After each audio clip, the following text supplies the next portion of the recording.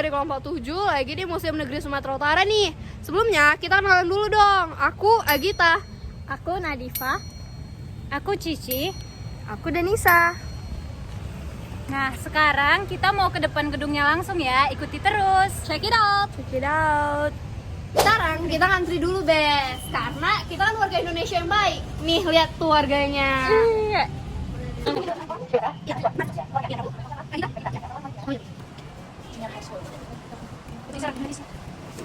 Sini. Nah, kita lagi mau masuk ke dalam museumnya.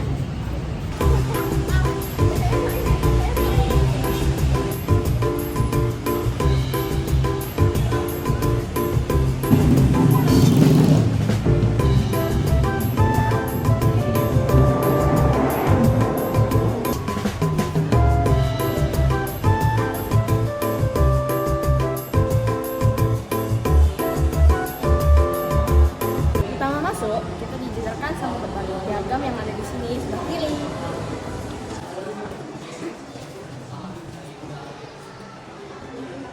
Ini sebelah kanan kita ada penjelasan tentang kuartal 9. Kalian bisa lihat di sini.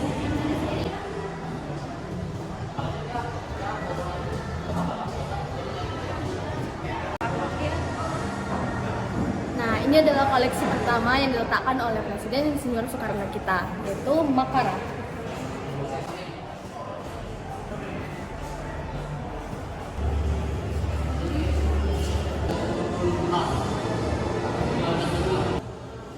Nah, di sini ada sejarah Museum Negeri Provinsi Sumatera Utara. Museum Negeri ini diresmikan pada tanggal 19 April tahun 1982 oleh Menteri Pendidikan dan Kebudayaan Dr. Daud Yusuf.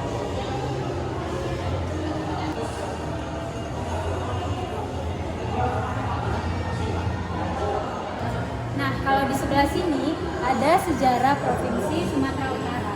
Untuk penjelasannya kalian bisa lihat yang dipaparkan di video ya.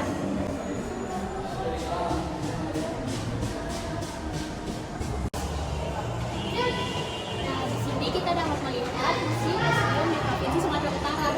Di sini ada Lampat, Medan, Sedang Bedagai, Tebing, Deli Serdang, Karo, Simalungun, Pemantang Siatar, Batubara, Samosir, Toba, dan Gunung Sitoli. Nah, jadi kita di sini ada di museum di Kota Medan, yaitu Museum Negeri Provinsi Sumatera Utara.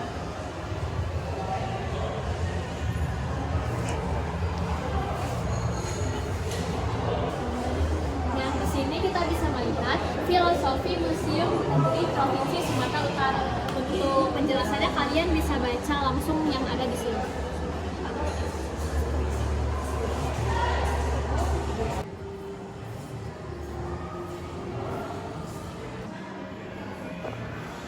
Nah, sekarang kami lagi di sini, Bes. Kami lagi di ruang prasejarah.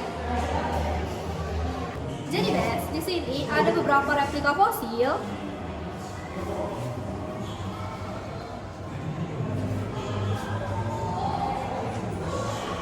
dan potret kehidupan manusia purba pada zaman dahulu.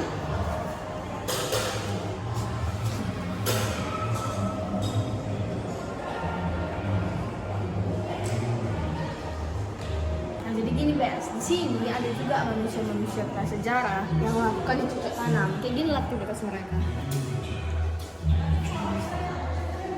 Terus di sini ada juga, Bes, artefak yang ditinggalkan mereka. Jadi ini bukti bahwa mereka ada pada zaman dahulu.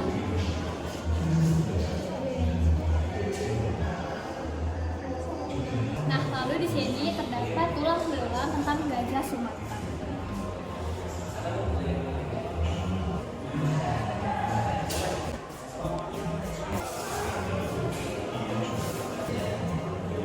Lalu di sini ada hewan-hewan endemik yang ada di Indonesia. Pertama ada harimau Sumatera, lihat. Lalu ada terenggiling, ada biawak, ada ular sawah, dan beruang madu. Dan satu lagi di sana itu ada binturang. Di ruang prasejarah terdapat penjelasan masa prasejarah di Indonesia. Nah, jadi ini dia penjelasannya.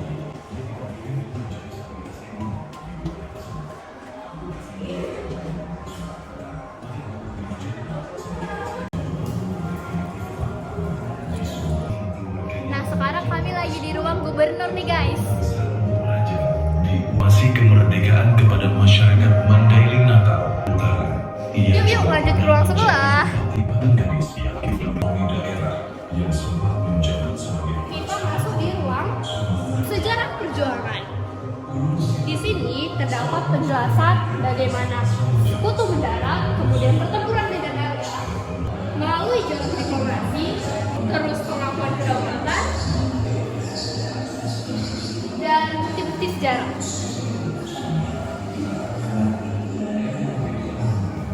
Di sini juga ada LCD yang berisi penjelasan tentang museum.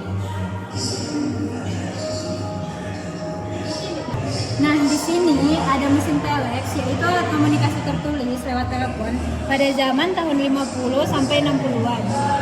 Di sini ada bukti, yaitu surat telegram, bisa dilihat dalam video. Nah, dan di sini juga ditampilkan nih, guys, mata uang kita pada awal kemerdekaan. Inilah tampilan uangnya.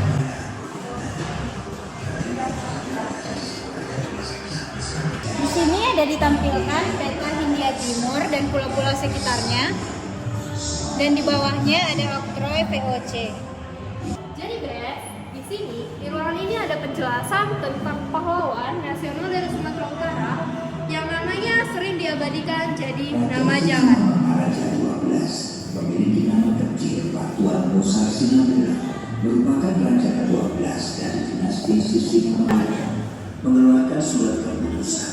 Jadi guys, di sini ada gerakan 3A, yaitu semboyan dari Jepang, di mana Jepang adalah cahaya Asia, Jepang adalah benua Asia, dan Jepang adalah pemimpin Asia. Di sini mereka membuat ini agar para masyarakat merasa simpati kepada Jepang. Ada suara tentang apa ya? Audio tentang sejarah pahlawan.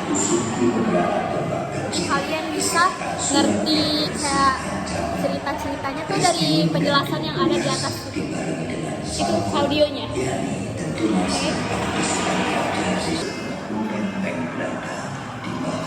Di sini kita dapat melihat berbagai rempah yang bisa dijadikan untuk sebagai obat-obat tradisional seperti luka, baik yang berat maupun ringan.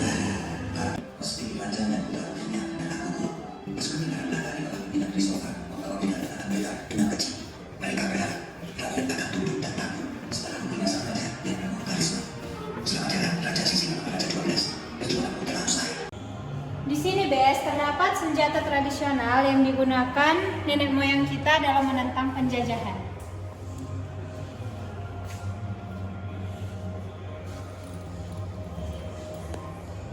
Nah, di sebelah sini kita bisa melihat ini senjatanya sudah lebih modern. Dan ini umumnya merupakan hasil rampasan dari tentara musuh.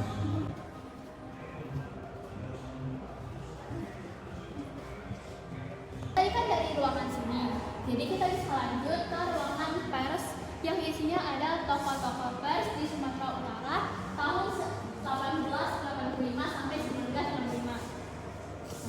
Nah, di sini juga kita dapat melihat tokoh pers yang lainnya.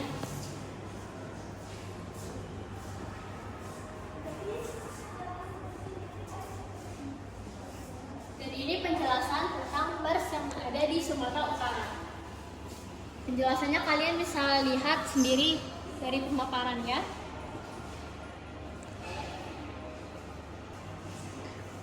Di sini dari tentang penjelasan tentang surat kabar pertama di Sumatera Utara. Nah, di sini juga terdapat contoh surat kabar yang ada tentang anak Batak, Sinundang Baru, dan lain-lainnya.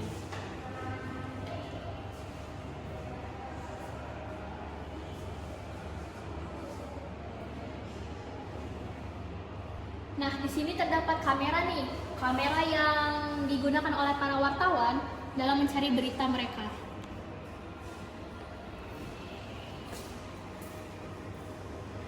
Nah, di sini ada mesin tiknya dan kamera milik TVRI yang berasal dari 1970-an. Ini namanya kamera film. Ini dia kameranya 36 mili yang pernah dipakai dalam pembuatan film layar lebar, salah satunya film Buaya Deli.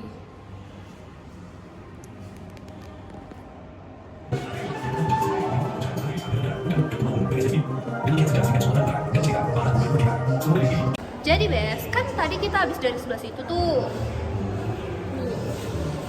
Lihat nggak tempat tadi nih? Nah, ruang prasejarah tuh. Sekarang kita lanjut ke sebelah sana tuh. Yuk, yuk.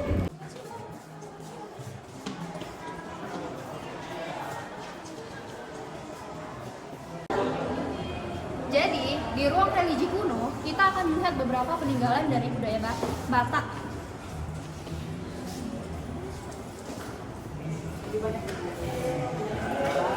Ya udah lah weh, gas aja ke sebelah sana. Tadi kan udah.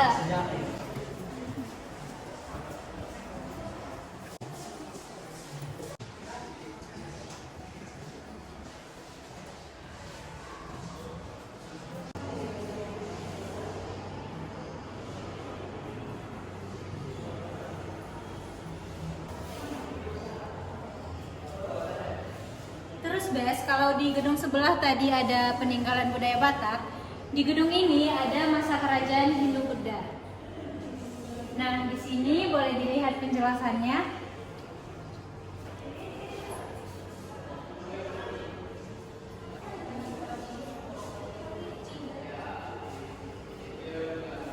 Di sini banyak replika arca juga, bisa dilihat ke sini lagi.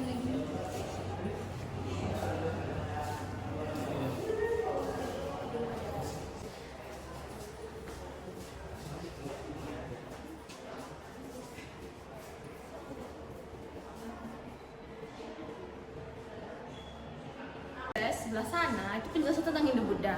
Di sini itu rumah Islam. Kalian bisa lihat di sini penjelasannya Islam di Sumatera Utara itu bagaimana dan di mana saja tersebarnya. Nah, di sini ada peninggalan-peninggalannya berupa Al-Qur'an,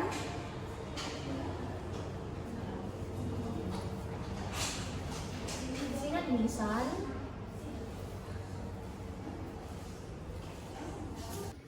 Di sini ada juga miniatur mengenai Masjid Azizi.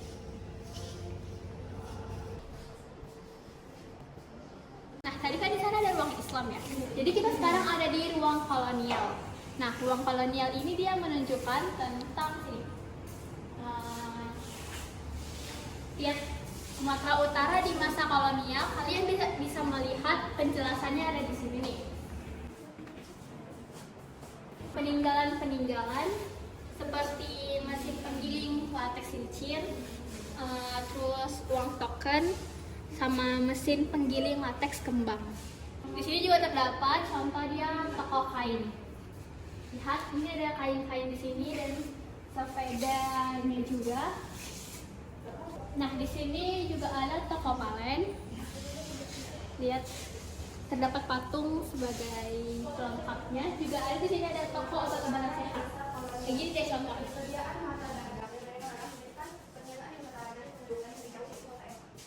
Di sini juga terdapat kayak miniatur ya, miniatur patung bangsawan Melayu.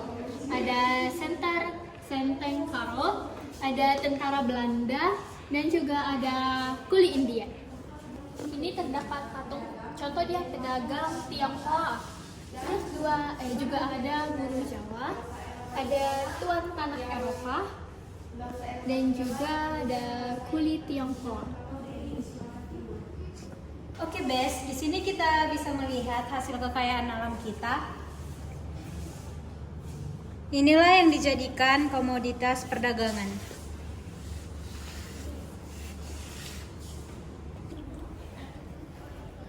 Jadi kita lagi naik tangga.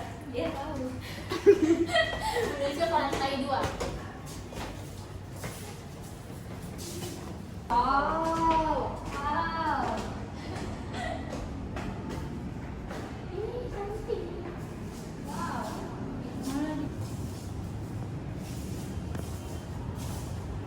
Jadi Bes, kita lagi di lantai 2. Ini tuh ruangan etnografi. Di sini ada penjelasan tentang suku-suku di Sumatera Utara, kemudian peninggalan-peninggalan sejarahnya.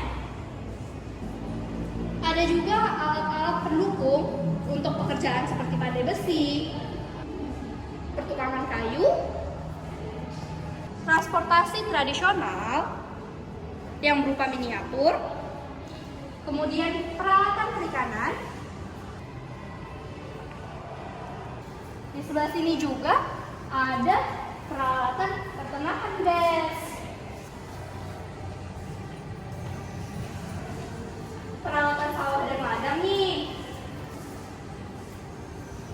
Peralatan perkebunan, senjata dan perlengkapan perang tradisional. Di sini juga ada peralatan perdagangan. Di sebelah sini, guys, ada abai-abai, peti mati yang terbuat dari kayu pohon bintatar atau nangka. Di sebelah situ juga ada peralatan upacara daur hidup, kemudian peralatan rumah tangga yang di sini juga ada replika atau miniatur dari rumah adat yang ada di Sumatera Utara. Di sebelah sini rumah adat Melayu nih, Bes. Nias Utara nih, Bes. Ini Angkola Mandailing. Ini Nias Selatan. Kalau di sini ada ragam hias yang pada umumnya motif hias sering dipakai di semua etnik di Sumatera Utara. Gitu dulu, Bes. Nah, ini kan ada bisin-bisinnya. Jadi kita ada pameran di sana. Jadi kita lihat ke sana. Sekalian udah sama mau masuk gitu ya, Bes. Udah ada pameran.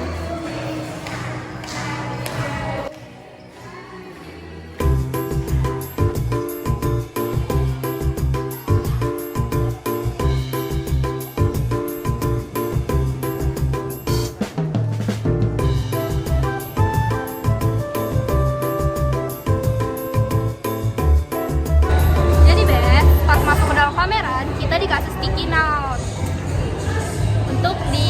Jadi kita tulis di sticky note. Jadi kita pilih gambar-gambar yang menurut kita itu bagus, ya kan? Dan bakal ditempel di papan di sebelah sana nih, Bes. Oke.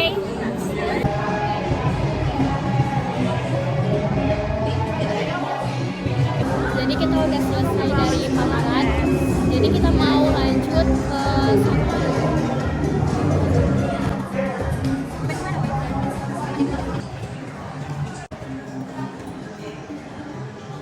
Nah, sekarang kami lagi di ruang kesenian tradisional nih, Bes. Bisa dilihat di sini ada ulos. Yang di atas itu namanya ulos sadung. Alat tenun ulosnya. Jadi ini yang manual. Nah, di sini juga banyak contoh kain. Di sini ada alat musik tradisional, yang itu obung, bisa dilihat.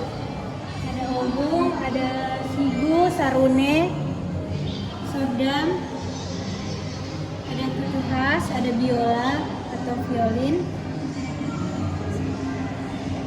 ada garatung, gong, dan juga kendang.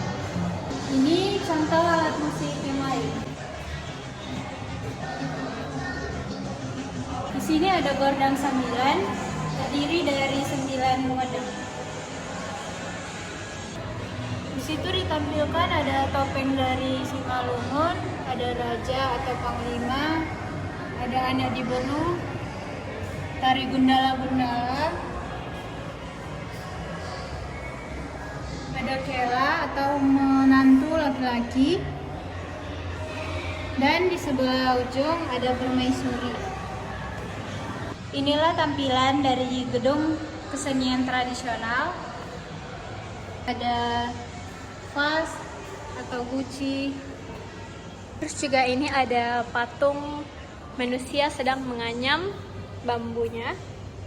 Terus juga di sini ada banyak sekali kayak perhiasan-perhiasan juga. Di sini juga ada permainan tradisional.